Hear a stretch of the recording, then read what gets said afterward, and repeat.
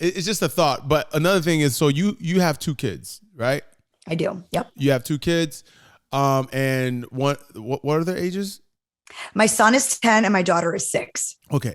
So would you say they're going to be even more modern? Oh, for sure. We don't speak the language at home where we speak English. My mother-in-law's staying with us for the holiday. And so she's like, oh, but you don't have this spice and you don't have that. And I'm like, just go buy whatever you want, because when you leave, it's literally just going to expire in my fridge. We don't, you know what I mean? Like, we don't cook traditionally at home.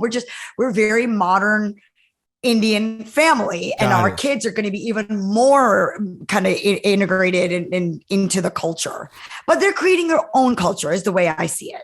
And it's a hybrid of all of this. Okay. So be that as it may, right? What message do you have for your son and your daughter as they get older in the pursuit of their partnerships?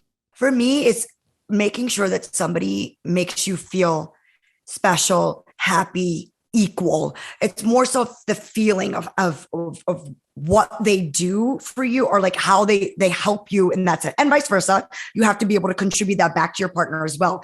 I want them to think of it as an individual responsibility versus I'm doing this for the family or I'm doing this for the community. I want to give them that independence in thinking that, not saying that my parents didn't give it to me, maybe it just wasn't nurtured. How about that? I want to do that for them. That's good. And hopefully they listen to you.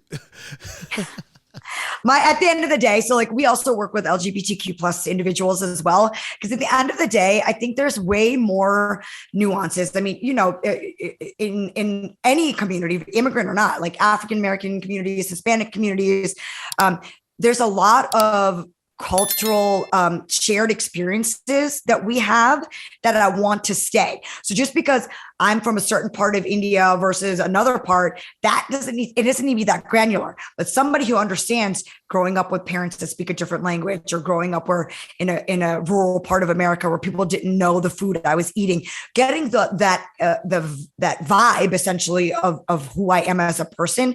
I want you to identify that in me, and I want to be able to identify that in you.